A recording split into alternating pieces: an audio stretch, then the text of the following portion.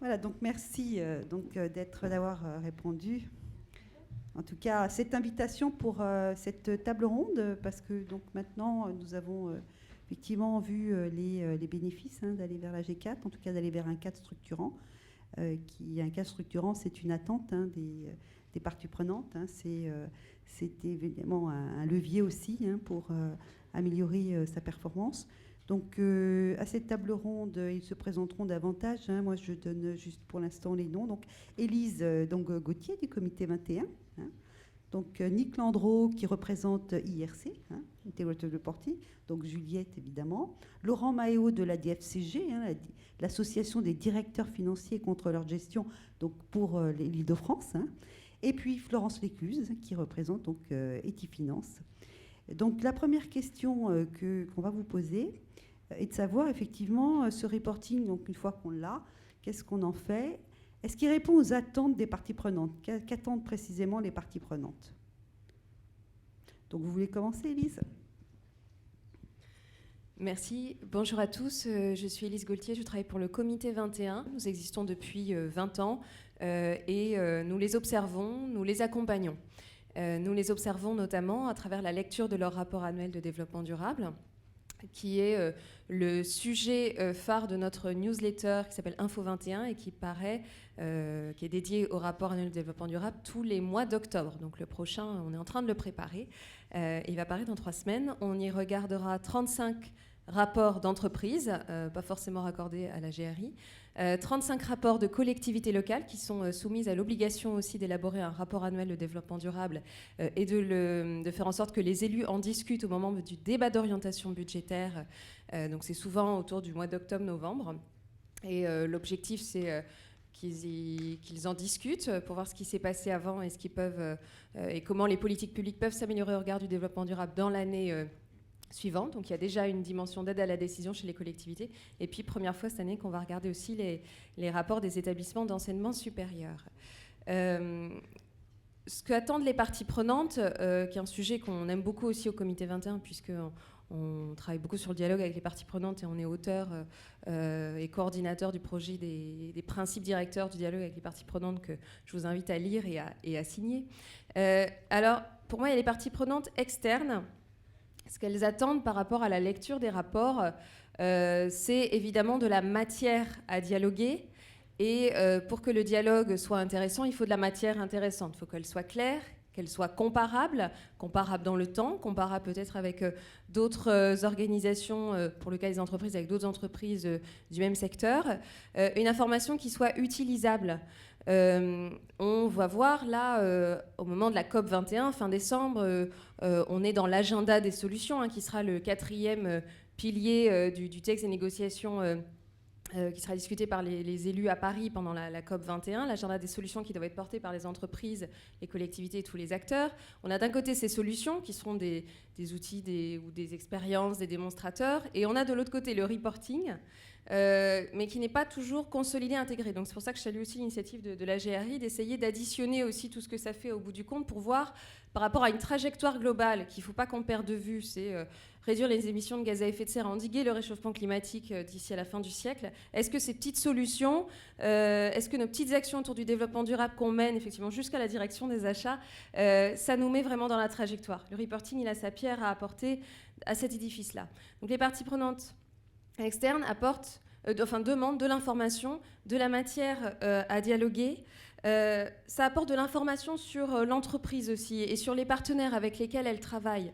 On a longtemps dit, le développement durable, c'est bon, c'est la bonne conscience de l'entreprise, elle a de la matière pour faire encore plus de greenwashing, c'est bien que l'entreprise s'occupe de tels sujets à travers une action de mécénat, etc. Mais globalement, elle ne change pas son business model. Je pense que les pratiques du rapport intégré peuvent justement permettre, si c'est bien fait, de pallier à cette critique historique qui nourrit aussi, je trouve, un climat de défiance, notamment des ONG et des collectivités locales aussi vis-à-vis des entreprises et qui, à mon avis, empêche de passer un cap dans la transformation nécessaire.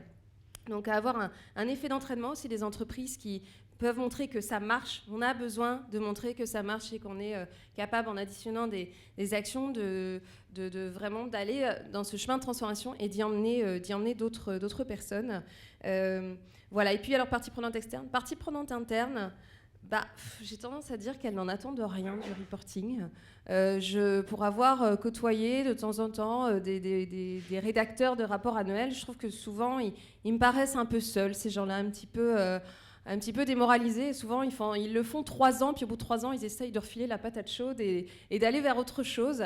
Donc, comment en faire un exercice un petit peu plus, effectivement, fédérateur, et qui ajoute aussi sa pierre à l'édifice de la mobilisation des équipes autour du développement durable, qui est un sujet ancien et très important. Comment le rapport de développement durable peut nourrir la fierté d'appartenance des salariés à l'entreprise ou même des fournisseurs à l'entreprise. J'ai l'exemple, par exemple, de Séché Environnement, qui va présenter chaque année son rapport annuel dans tous les sites. Et c'est la direction qui le présente aux salariés. Ça nourrit un dialogue aussi sur ce qu'a fait l'entreprise, où on va, comment ça va. Donc voilà, c'est un prétexte à dialoguer. D'ailleurs, il est à noter que le reporting intégré chez Séché Environnement a commencé, puisqu'il est effectivement un bel exemple. Si on continue sur les attentes de parties prenantes, peut-être on va continuer comme ça.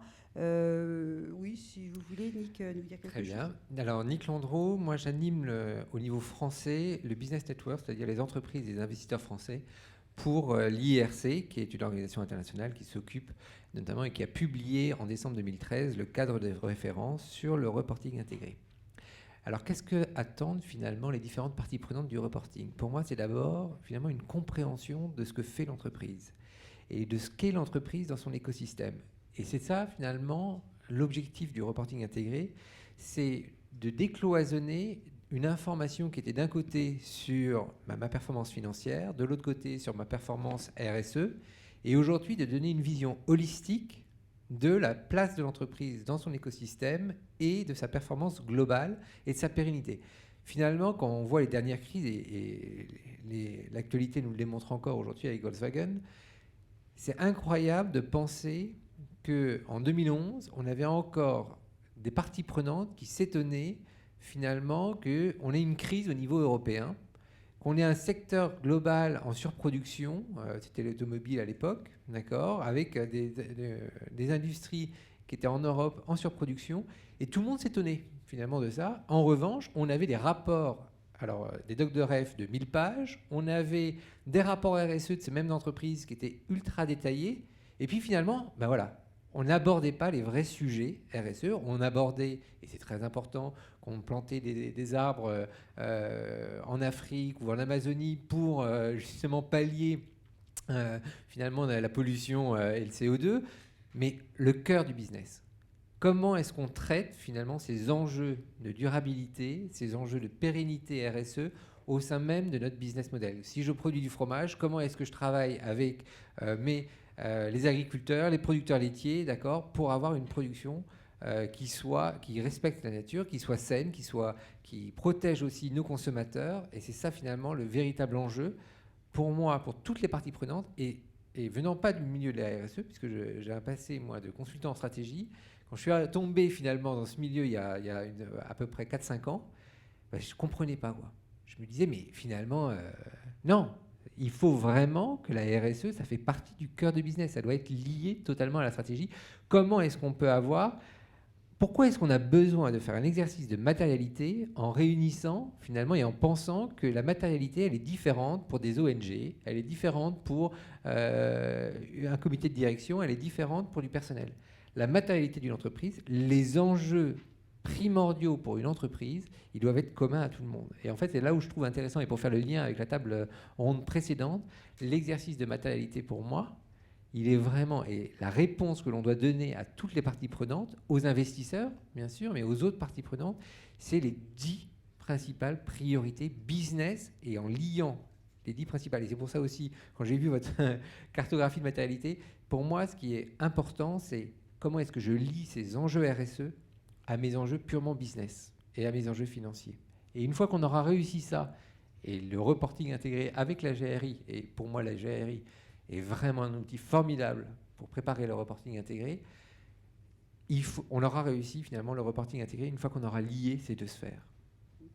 Un petit mot, Juliette, justement, sur les attentes des parties prenantes, qu'une vision gérée. Moi, j'ai déjà beaucoup parlé, donc je vais être rapide. Pour moi, les parties prenantes, quelles qu'elles soient, donc investisseurs, consommateurs, attendent une transparence de la part de l'entreprise. C'est ce que le reporting va apporter. Donc, transparence sur quels sont les impacts d'une entreprise, où sont ces impacts, et surtout très important, comment l'entreprise va gérer ces impacts-là. Donc après, c'est plus...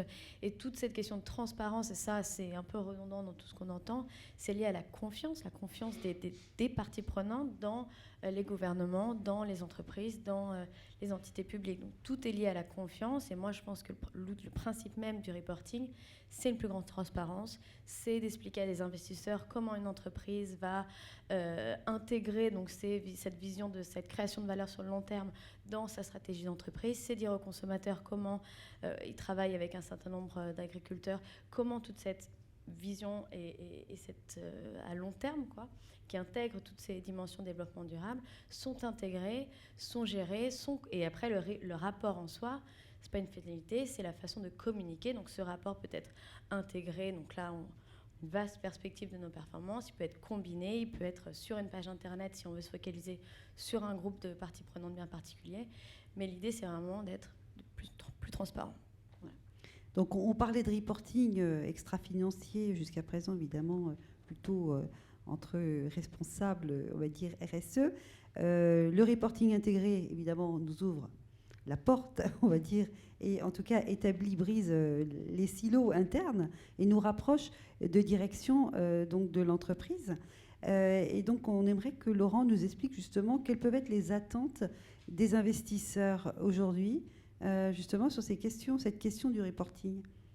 Alors bonjour à toutes et bonjour à tous. On s'est vu, on a rétabli la parité premièrement. Moi, avant de répondre cette question, votre question initiale, c'est sur les parties prenantes au reporting. Moi, vraiment, je voudrais dire quelque chose avant d'évoquer quelles sont les parties prenantes de la communauté financière et leurs attentes. Je vais faire un aveu. En premier lieu, c'est clair qu'au fil de temps, on s'est véritablement tous égarés dans un dédale d'informations financières, de production d'informations financières, au point qu'on arrive avec des docs de ref qui sont les derniers exemplaires de ce qu'on a connu, qui s'appelait le bottin. Et je crois que avant que la RSE prenne peut-être la même voie, ou peut-être, on va peut-être essayer tous ensemble de mettre fin à ce mouvement un peu anthropique, qui en termes de RSE, ce serait déjà une bonne chose, et puis retrouver un peu notre fil d'Ariane dans ce dédale. Alors, le premier point par rapport à ça, c'est est-ce que ça va être le rapport ou le reporting intégré ? Peut-être. Ça, c'est une partie des directeurs financiers qui disent ça. Moi, je fais peut-être partie de la deuxième partie et je dis pourquoi pas. Hein, ça vaut le coup d'y réfléchir. Moi, j'aime bien rappeler l'objectif, quelque part, de ce qu'est pour une entreprise une bonne communication et une bonne communication financière. C'est déjà une bonne communication sur son activité et sur un mot-clé qui est sur sa valeur. Et peut-être qu'aujourd'hui, ce n'est pas uniquement sur sa valeur, c'est sur ses valeurs. Alors, elle doit convaincre, on a vu, transparence, mais aussi donner confiance et s'engager auprès de, pour moi, 4 populations qui s'entrecroisent. Alors, c'est une toute petite théorie, hein, c'est ma petite théorie des 4 C. Hein. Le premier C, c'est ses clients. Je voudrais qu'on les remette un peu au centre du jeu dans cette histoire. Le deuxième C, c'est ses collaborateurs. On voit aujourd'hui ce mouvement généralisé et il en est bien temps. Le troisième C, ça serait peut-être ses concitoyens. Hein. On commence à se regarder un petit peu plus. L'entreprise ne va pas que dans un seul sens. Et puis, il y a ses consommateurs, parce que ces consommateurs, ce n'est pas uniquement ses clients, c'est souvent les clients des clients. Et si au travers du reporting, elle réussit à faire passer des messages, et effectivement des messages fédérateurs, et qu'elle s'assure de la confiance de l'ensemble de ses parties prenantes, elle va aussi s'assurer de la confiance et la pérennité du 5e C, qui sont ses capitaux. Alors, bien évidemment, je pourrais détailler véritablement ce que sont les attentes des parties prenantes de la communauté financière. Je vais simplement donner les 4 parties prenantes de cette communauté financière et je vais vous donner des mots-clés. Ça sera beaucoup plus parlant que d'évoquer et d'écrire leur fonctionnement. Parfois, ils n'arrivent même pas à se décrire eux-mêmes, ils n'arrivent pas vraiment à comprendre pourquoi ils sont là. Donc la première point de vue, c'est peut-être, avant de parler des investisseurs, c'est de parler des émetteurs. Et si on parle des émetteurs, on va parler des DAF. Alors qu'est-ce qu'ils veulent, les DAF? Dans leur reporting, ils veulent de la qualité. Ils veulent être des best in class. C'est déjà un enjeu de respectabilité au sein de l'entreprise et de visibilité. Ils veulent de la conformité, parce qu'ils sont encadrés par toute une série de normes, donc ils ne veulent pas sortir des clous. Et puis, ils veulent quelque chose de nouveau, et ils le partagent avec leurs dirigeants, c'est de l'engagement, et en tout cas une forme de commitment. La deuxième population peut être partie prenante dans les sujets de la communauté financière, j'en ai vu certains aujourd'hui, sont les analystes. Et puis c'est une forme d'analyste un petit peu particulier que sont les journalistes. Ils sont de moins en moins nombreux dans la presse économique et financière, mais ils ont un poids non négligeable pour raconter l'histoire de l'entreprise et son évolution. En tout cas, ils sont garantis des mesures du passé. Alors, eux, il y a deux éléments clés qui les intéressent. C'est la valeur de l'entreprise. Ils sont tout le temps centrés sur combien ça vaut l'entreprise et l'identification des risques. Et je pense qu'aujourd'hui, la communauté des analystes, elle est complètement partagée. Elle est en train peut-être de basculer parce que vous savez, il y a 2 formes d'analyse financière. Il y a les sell-side qui se trouvent avec des documents de référence. Ils sont un peu victimes eux-mêmes de les avoir créés ou de les avoir amplifiés. Et puis il y a les buy-side qui, eux, véritablement recherchent une grille de lecture et ils vont peut-être aller vers le RI. Ensuite, on en a parlé, et il ne faut pas sous-estimer leur rôle en France. Et on l'a vu dans les graphiques que Dolores nous avait indiqués, c'est les commissaires aux comptes. Donc les commissaires aux comptes, à 98%, ils sont là pour valider un petit peu les sujets dont on parle ce matin. Donc eux, c'est conformité et pertinence de l'information. Et puis vous voyez aujourd'hui qu'ils ont aussi un problème d'engagement et de commitment. Enfin, je voudrais parler des autorités de régulation. Elles existent en France. Elles parlent de respect des normes et il y a également un pouvoir de sanction. Et je reviendrai peut-être un peu plus loin dans le débat sur cette histoire de sanctions. Je crois qu'en France, on aime bien ça. On aime bien pénaliser ou encadrer des gens dans des règles, et notamment un certain nombre d'acteurs et un certain nombre de points liés à la consommation financière. Mais la première sanction, c'est celle du marché. Alors j'en reviendrai plus tard, on ne va pas rajouter des sanctions. Volkswagen, c'est une sanction de marché au départ. Et celle-là, elle va faire beaucoup plus mal. On peut pénaliser derrière, mais celle-ci, elle est plus directement, et je pense qu'elle appelle tous, nous, en tout cas en tant que telle, partie prenante que nous sommes, nous voyons très bien à travers cet exemple que je ne veux pas redécliner, quelle peut être un petit peu l'incidence et le fait que ça retentisse pour nous. Donc toujours en relation avec les attentes des parties prenantes, Florence, peut-être pourrait nous présenter en fait celle des investisseurs en ta qualité d'analyste. Bonjour, Florence Lécluse, je représente Etifinance, qui est une agence d'analyse et de conseil extra-financier qui aide à la fois les investisseurs mais aussi les organisations à gérer et anticiper les risques et les opportunités liées au développement durable. Donc dans notre agence, on travaille à la fois pour les investisseurs institutionnels, sociétés de gestion, mais aussi le private equity, sur comment ils vont analyser les entreprises et de quelle manière ils vont utiliser les données produites par les entreprises pour prendre des décisions d'investissement. On travaille aussi du côté des entreprises pour leur dire mais de quelle manière vous communiquez et comment votre communication extra-financière est perçue par les investisseurs. Parce que on a des représentants qui travaillent aussi avec les investisseurs. Il y a bien un écart entre la perception interne d'une entreprise, entre la manière dont elle va déployer une démarche RSE, elle va en rendre compte auprès de sa direction générale, et la manière dont les investisseurs vont lire cette information extra-financière. Pour les investisseurs pour peut-être planter un tout petit peu le détail, le panorama, et je ne veux pas faire un cours sur l'investissement socialement responsable, il n'empêche, donner quelques chiffres. Aujourd'hui, ça c'est les chiffres de Novetic publiés en 2014. L'investissement, alors on va dire la gestion financière extra-financière responsable, c'est plus de 500 milliards de dollars d'actifs sur les chiffres 2014, mais ça fait très peu sur le volume global, mais il faut bien voir la différence d'approche des investisseurs. Il y a des investisseurs très engagés en matière d'investissement socialement responsable qui ont vraiment passé leur décision d'investissement sous le crible de certains critères, et d'autres qui vont de manière plus réduite regarder quelques indicateurs. Les investisseurs vont parler d'indicateurs ESG, environnement, social, gouvernance. C'est pas RSE, mais c'est un peu la même chose quand même.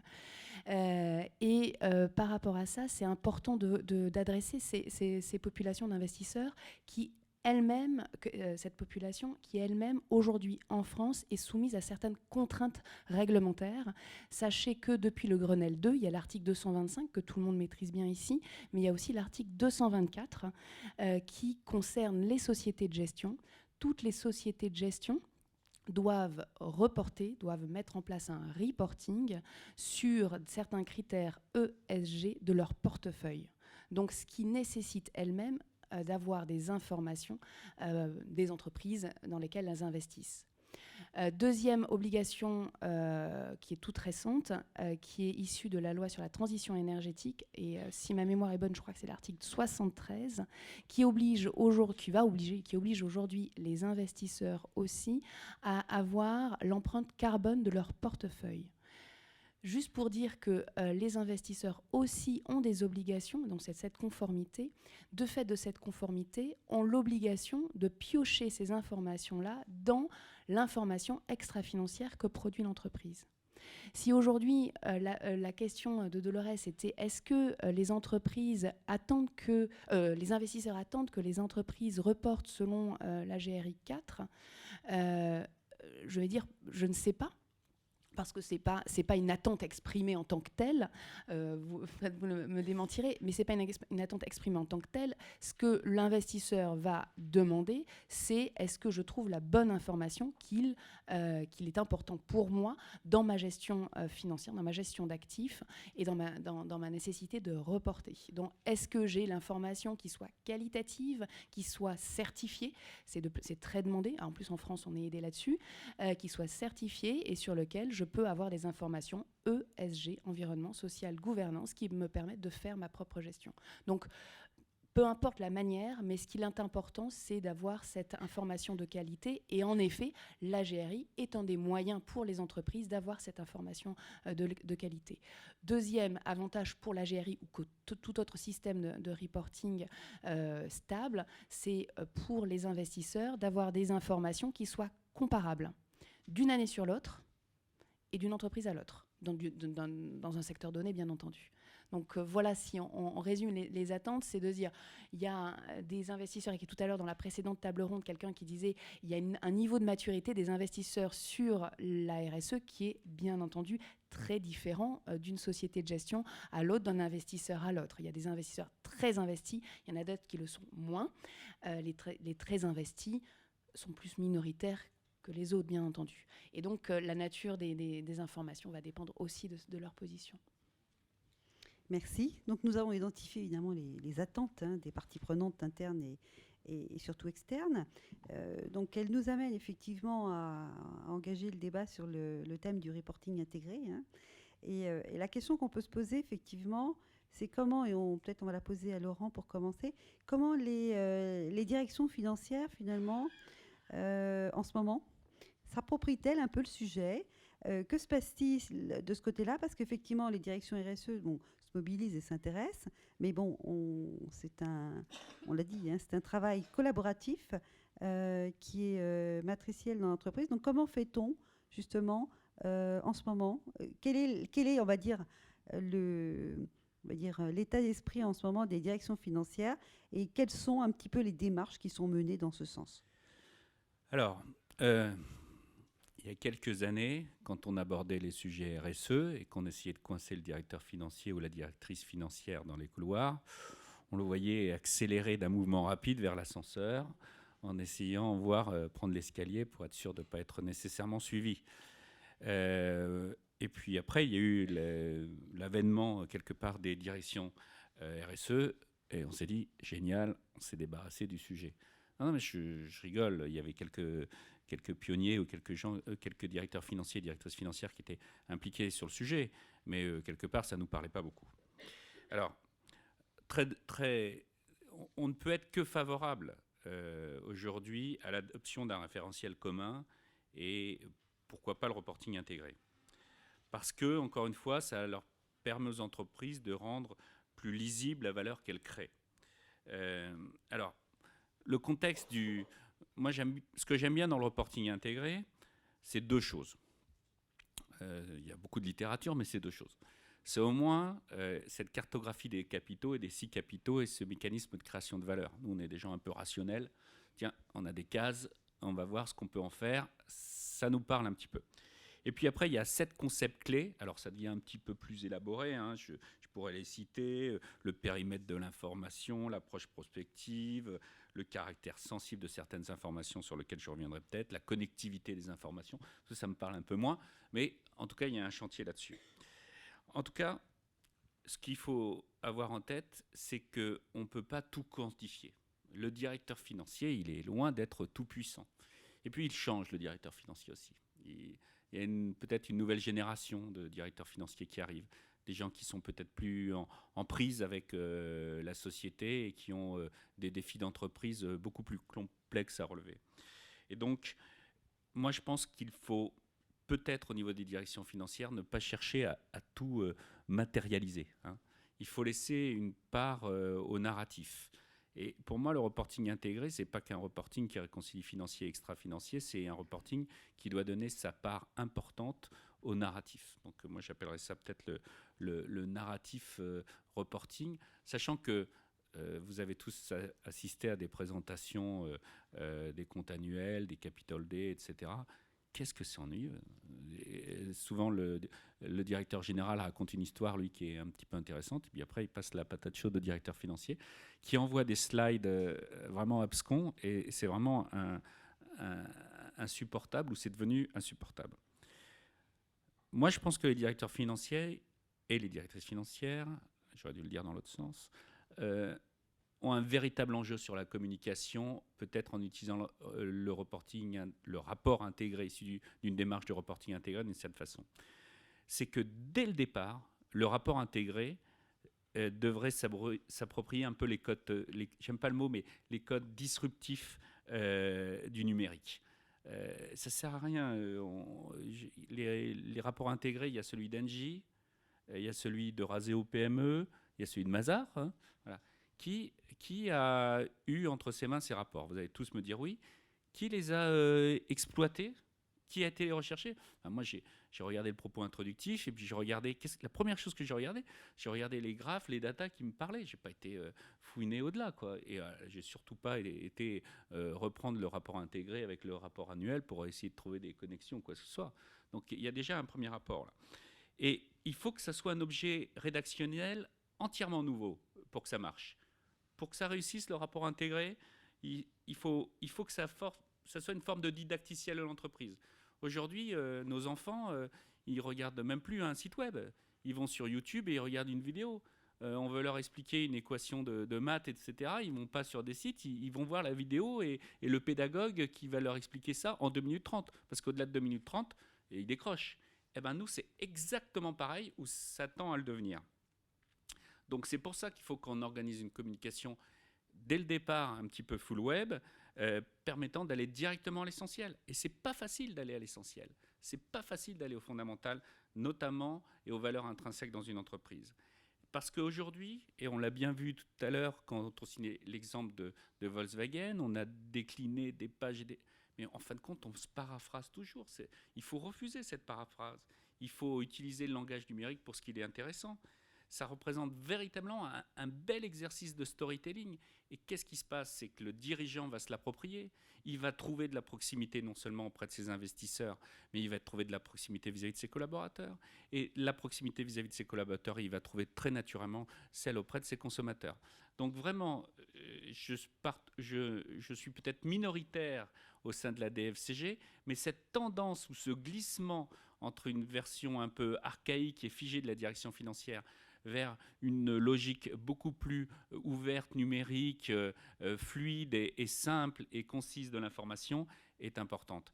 Et je rajouterai juste un dernier point. Quand vous discutez, parce que vous en connaissez des directeurs financiers, vous les voyez s'agiter un petit peu en ce moment, alors ils viennent un petit peu plus vers vous, là, ils ne partent plus dans l'ascenseur.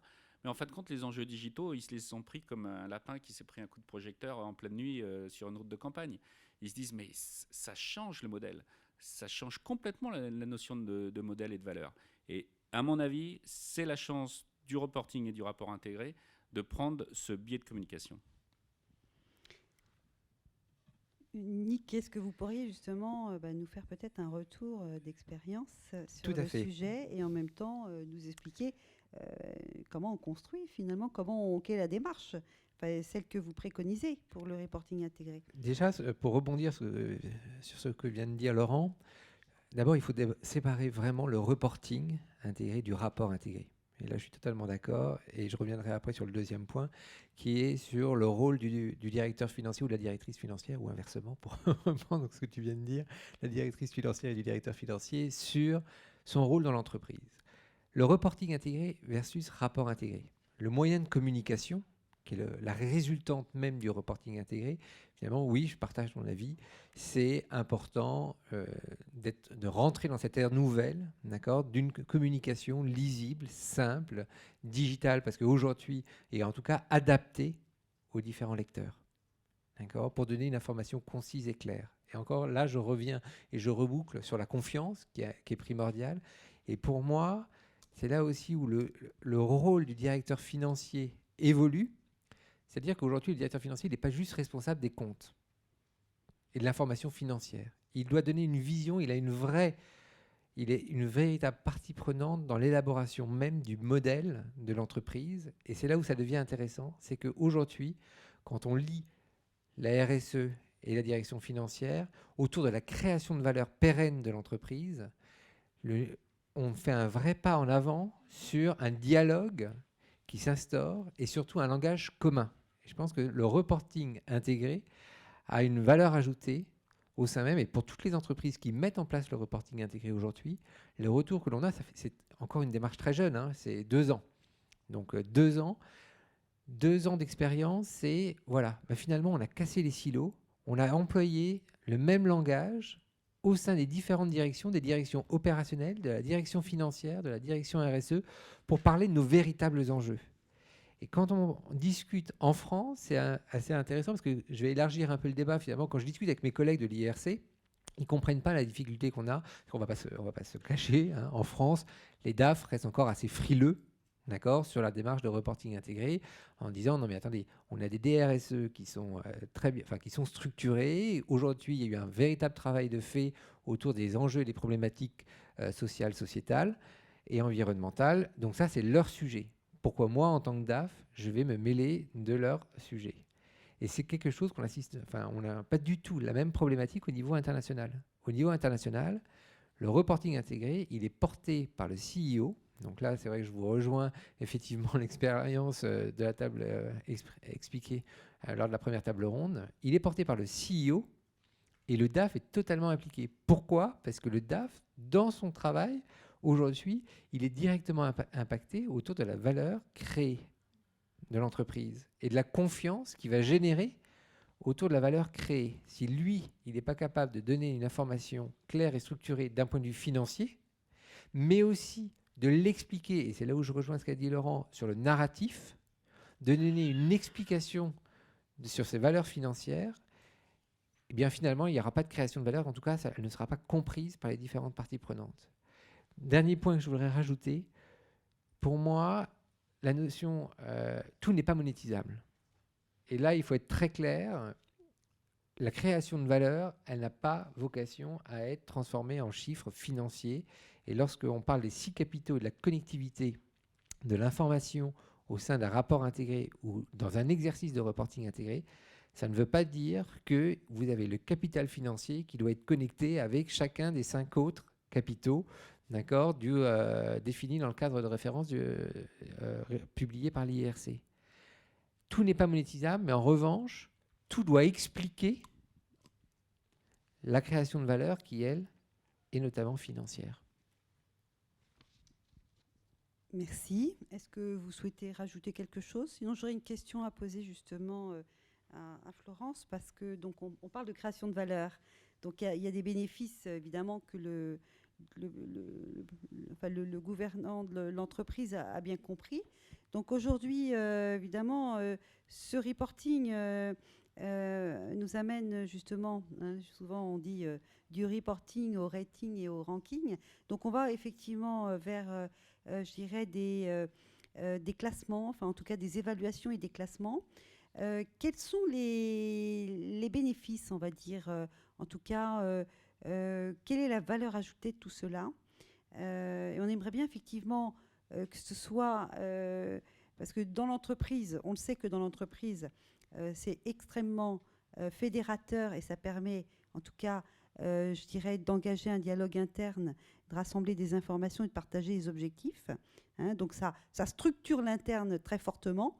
Après, justement, souvent, il y a des classements qui sont, on va dire, assez intéressants pour des entreprises. Et donc, comment, Florence, quelle est effectivement la valeur qui est apportée?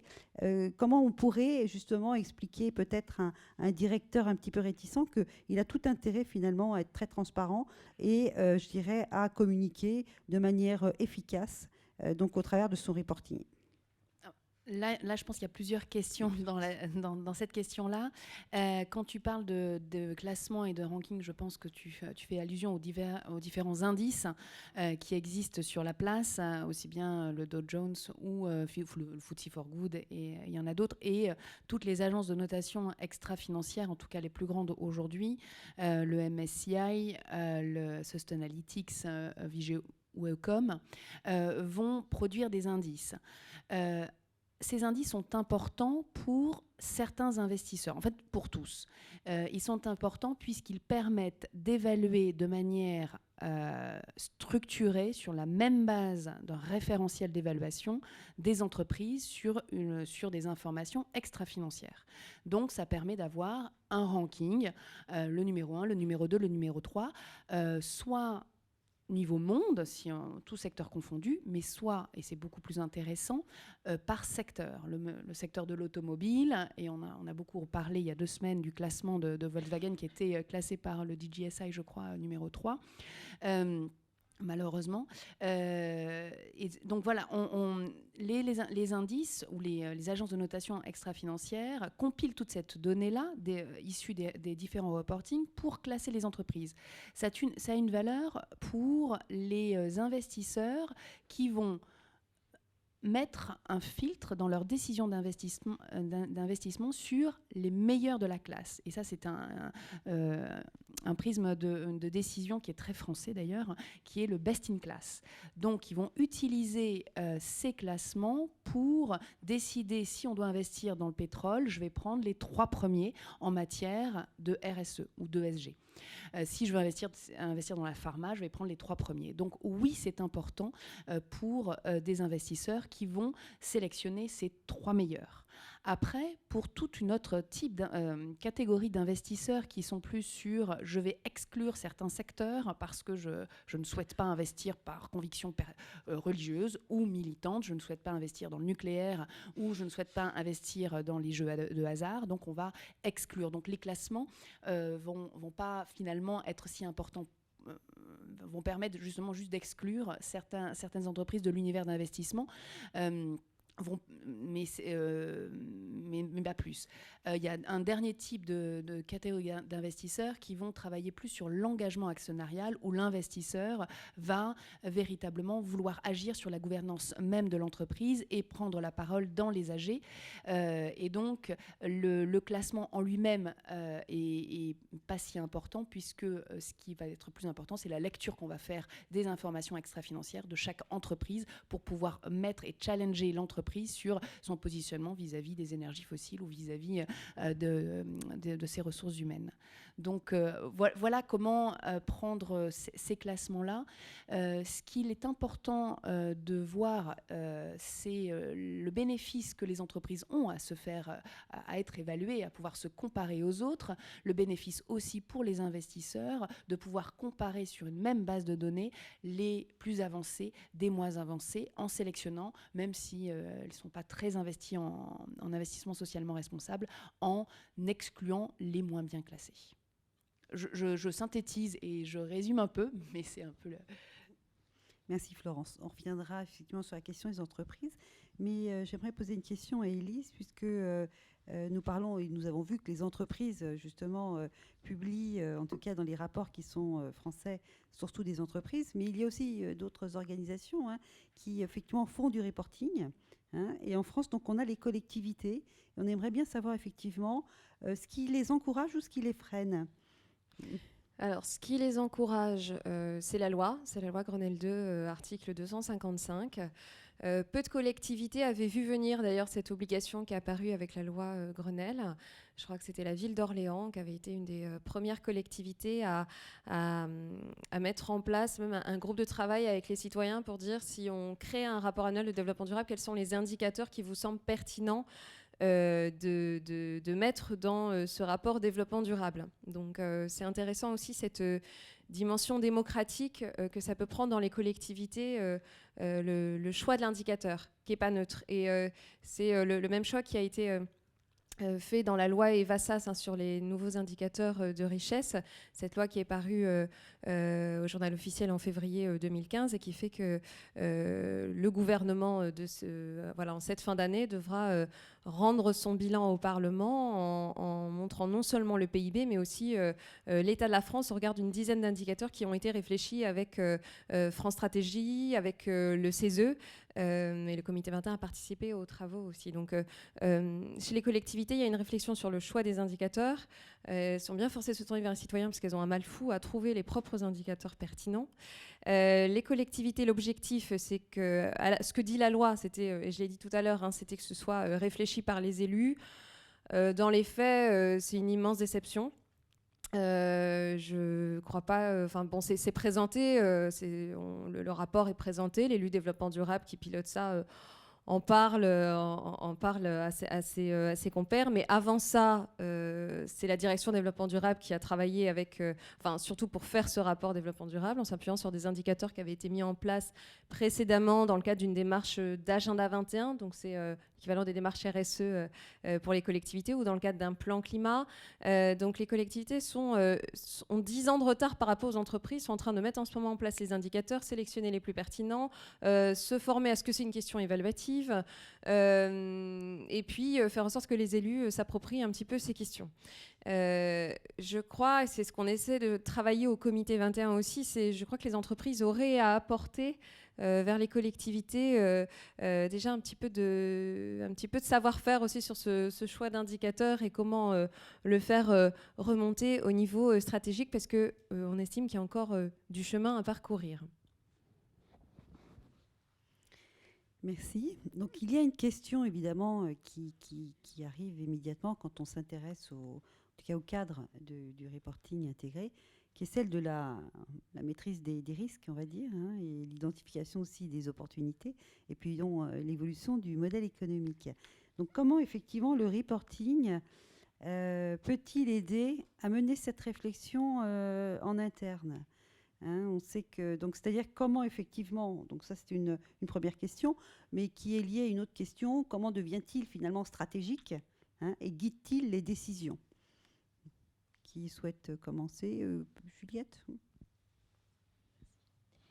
Et je vais revenir aussi à ce qui a été dit précédemment, mais l'idée ici, c'est bien, on sait qu'une entreprise aujourd'hui, ses risques et opportunités ne sont pas seulement financiers. Et donc, ils sont aussi non financiers. On le voit avec Volkswagen, on le voit avec plein d'autres.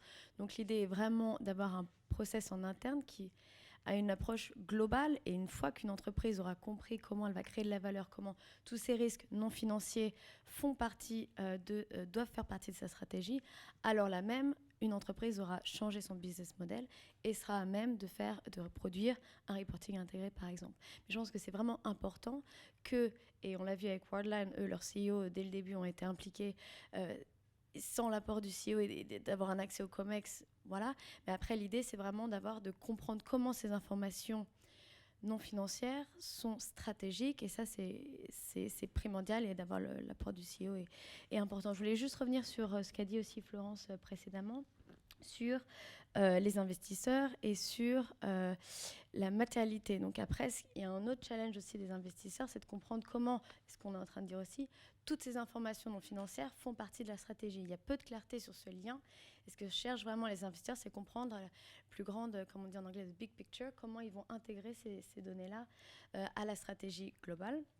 Et le rôle du GRI ici, c'est bien d'avoir des données quantitatives et qualitatives, ce que tu disais, et des données comparables, des données fiables qui puissent permettre ces prises de décision-là. Sauf qu'il y a un challenge aussi aujourd'hui entre ce que les investisseurs entendent par matérialité et ce que les entreprises pensent être matériel. Ça, c'est un sujet aussi aujourd'hui. On travaille notamment avec des analystes comme Rob Ekosam pour comprendre qu'est-ce que les investisseurs vont entendre par matérialité pour certains secteurs, ce que les entreprises veulent dire à leurs investisseurs. Donc ça, c'est aussi un sujet sur lequel on travaille, parce que je pense que c'est très important, et le jour où on aura fait vraiment ce lien, dans ces cas-là, ce sera intégré à toute prise de décision, et c'est bien ça ce dont on discute depuis tout à l'heure. Je voulais compléter sur la question de la matérialité et enfin, en effet sur les attentes des investisseurs, sur qu'est-ce qu'ils attendent, qu'est-ce qu'ils comprennent en termes de matérialité. La vision des investisseurs, mais c'est comme tout investisseur, c'est comment je maximise la valeur de mes actions, de mes obligations, donc de mon investissement. Et par deux biais, c'est est-ce que l'entreprise dans laquelle j'investis crée de la valeur? Et le deuxième, c'est de quelle manière elle maîtrise ses risques. Et c'est ce que tout le monde a dit. Et c'est vraiment important quand on parle à des sociétés de gestion ou plus encore dans le private equity, c'est quand on leur fournit une analyse ESG de l'entreprise, eux le lisent comme est-ce que l'entreprise maîtrise ses risques. Et c'est vraiment une analyse des risques, qu'ils soient RH, qu'ils soient sociaux, de gouvernance surtout, c'est la première chose qu'ils vont regarder, ce sont les risques de gouvernance et les risques aussi environnementaux, tout va dépendre du secteur d'activité. Mais il y a vraiment ce prisme risque qui est énorme et qui des fois peut générer un peu d'incompréhension entre le point de vue investisseur et le point de vue entreprise qui sera plus sur la valorisation de ce qu'il fait, etc. Le deuxième écueil ou difficulté, c'est qu'est-ce que la matérialité d'une entreprise, l'analyse des enjeux RSE prioritaires ou des extra-financiers prioritaires peut être différente du point de vue investisseur que du point de vue entreprise, et même de quelle manière l'investisseur va valoriser cette information-là. C'est tout un challenge.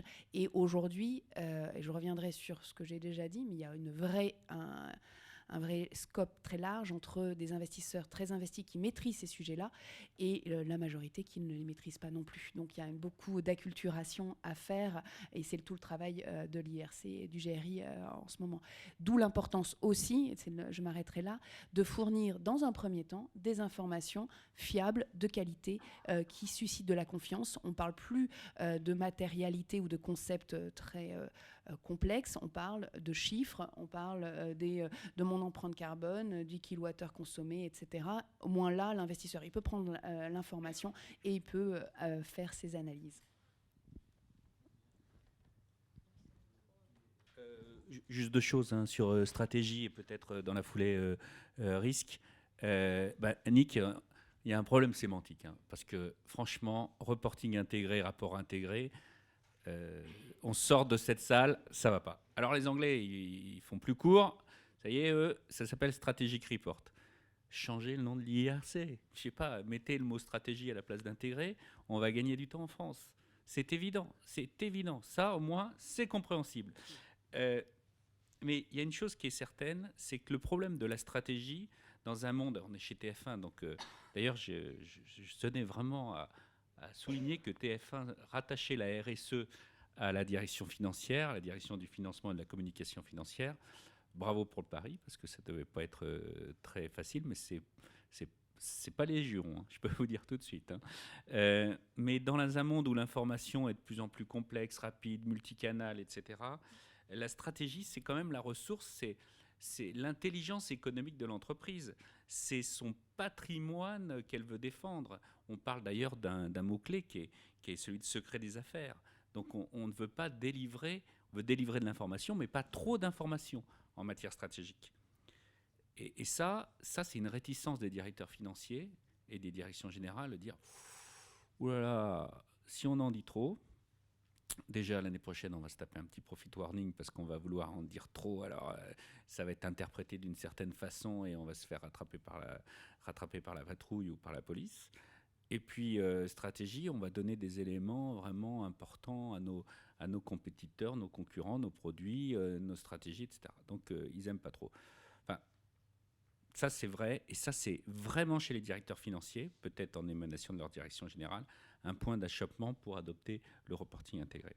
Alors, la seule question qui mérite d'être posée sur ce sujet, c'est est-ce que le secret des affaires tient encore, hein, à l'heure du big data, de l'économie collaborative, de l'intelligence cognitive. Je vois IBM aujourd'hui, vous les avez vus avec des gens comme IBM Watson, ils pourraient répondre à la question de Dolores, il n'y a plus besoin de Laurent Maheu, de Nick Landreau ou qui que ce soit, il y aurait une réponse qui correspondrait à tout ce qu'on a pu dire dans les 10 conférences auxquelles on a participé précédemment.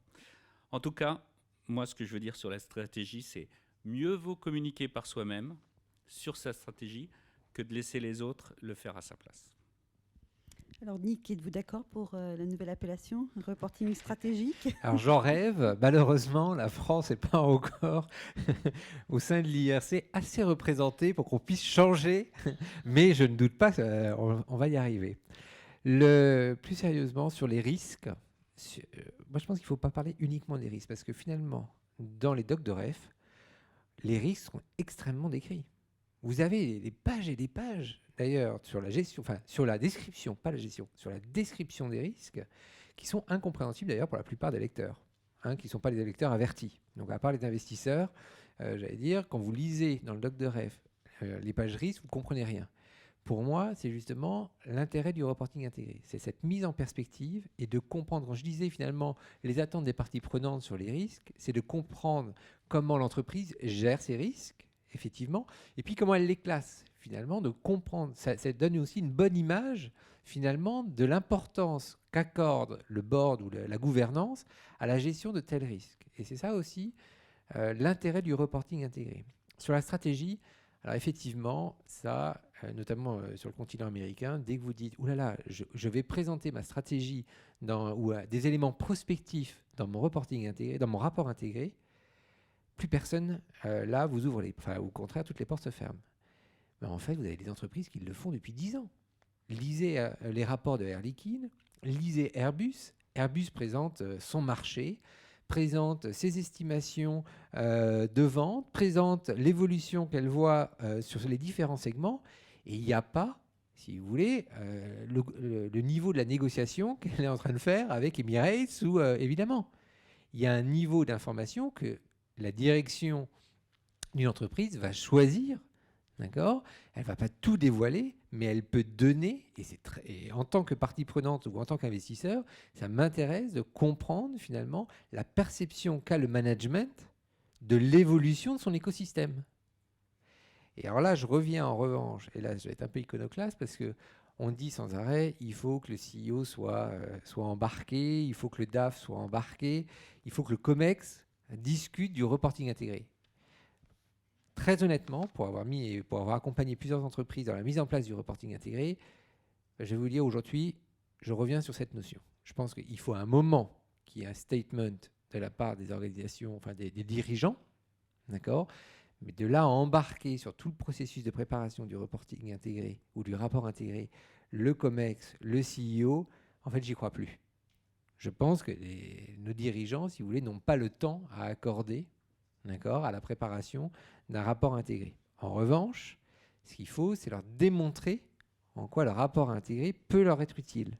Et notamment dans la préparation pour un dirigeant, et on parlait des roadshows tout à l'heure, ou des investisseurs, finalement, c'est les slides du président.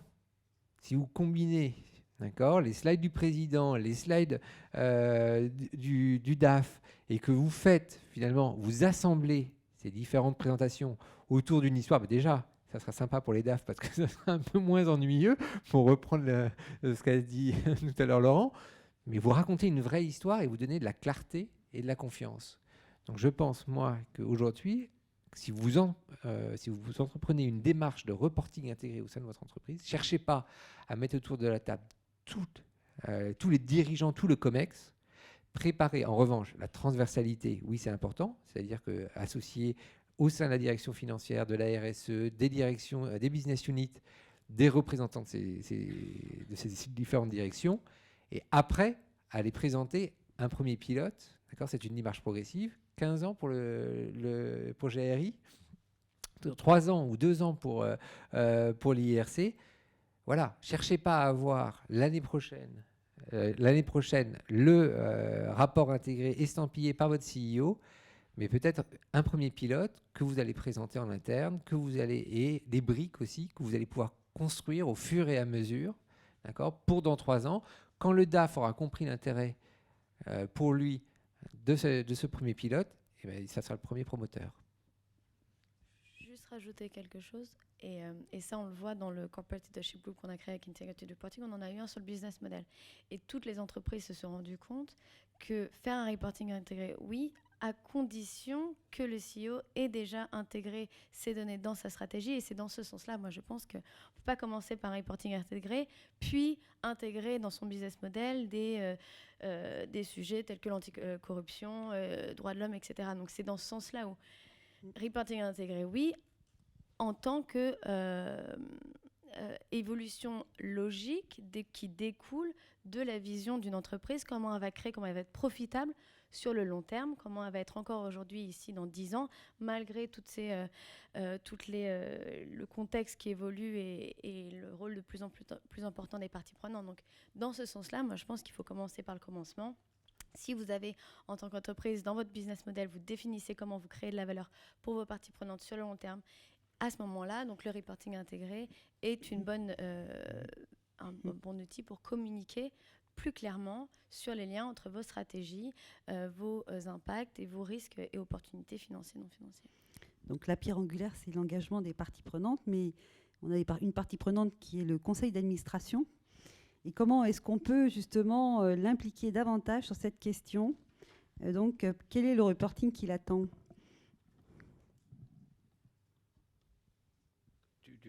Non.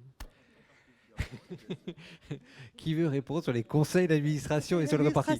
Non, ce qui est clair, c'est que les discussions qu'on a eues, les apporteurs de capitaux, les financiers et les conseils d'administration, ce qui est clair, c'est qu'au sein de l'IRC, cette coalition d'acteurs, lorsqu'on a discuté avec des membres de board, on s'est aperçu que finalement, ils connaissaient bien l'entreprise sur leur domaine, sur leur comité, en fait, sur le sujet traité par leur propre comité, mais que cette vision transversale, aujourd'hui, de l'entreprise, finalement, il y avait un vrai manque, et il y avait un vrai manque de dialogue entre le board et le management sur les véritables enjeux de l'entreprise.